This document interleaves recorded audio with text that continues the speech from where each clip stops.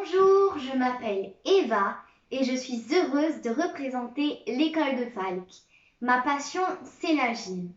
Le livre que je vais vous présenter, c'est un livre que j'ai découvert il n'y a pas très longtemps, mais que j'aime beaucoup. Le livre s'intitule « Le livre qu'il ne faut surtout pas lire », écrit par Sophie Laroche et des éditions Micmac. Le livre raconte l'histoire d'un petit garçon qui s'appelle Max et qui déteste la lecture.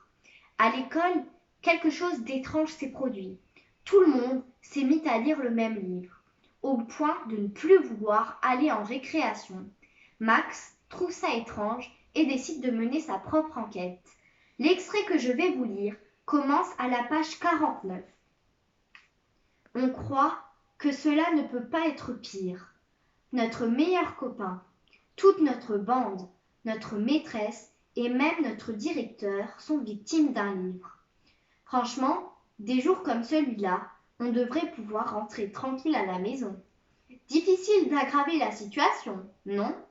Si, justement.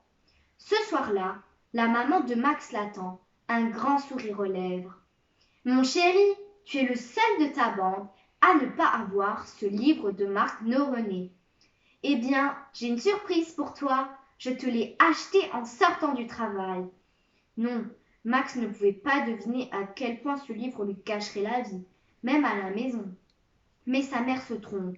Il ne se laissera pas piéger comme les autres.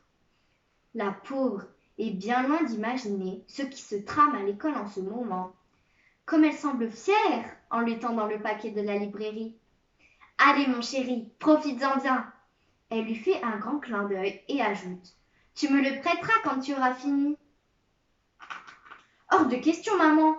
Ce livre est bien trop dangereux, même pour toi, pense Max. Quoique, cela pourrait être pratique.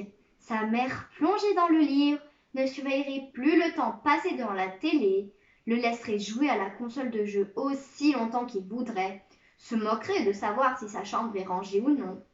Oui, mais elle oublierait peut-être de venir le chercher à son entraînement de foot, ou ne prendrait plus le temps de préparer elle-même ses pizzas champignons fromage de chèvre, croustillants poivrons grillés. Non, Max ne se voit pas avaler une pizza congelée après avoir attendu sous la pluie près de l'entrée du stade. Il prend le livre, rend à sa maman son beau sourire et lui lance un grand « Merci, je suis trop content !» Quand le monde va de travers, il faut savoir mentir avec aplomb même à sa mère. Une fois seul dans sa chambre, Max se garde bien d'ouvrir le maudit bouquin. Il le pose sur sa table de nuit, sur l'envers, histoire de ne pas apercevoir la tronche de ce Marc Norenet juste avant de dormir. Qui sait, ça lui collerait sans doute des cauchemars. Ce satané écrivain lui cache déjà tellement la vie. Bon, passons aux choses sérieuses. D'abord, faire le compte de ses alliés, puis mettre au point une stratégie. Max écarte de sa liste tous ceux qui sont envoûtés par le livre. Cela fait déjà du monde. Il ajoute ceux qui ne le croiraient pas parce qu'ils savent qu'il déteste lire, en gros toute sa famille. À propos de famille, sa petite sœur Mathilde vient de débouler une fois de plus dans sa chambre sans frapper. Elle sait pourtant lire maintenant. C'est clairement marqué sur sa porte de chambre. Entrez avec permission seulement. Max, Max, Max, trépigne-t-elle. Il paraît que maman t'a offert l'aventure de tes rêves. Je t'en prie, je t'en supplie, laisse-moi y jeter un œil. Le lire un tout petit peu, un chapitre, ou deux, ou trois. Je ferai ce que tu voudras.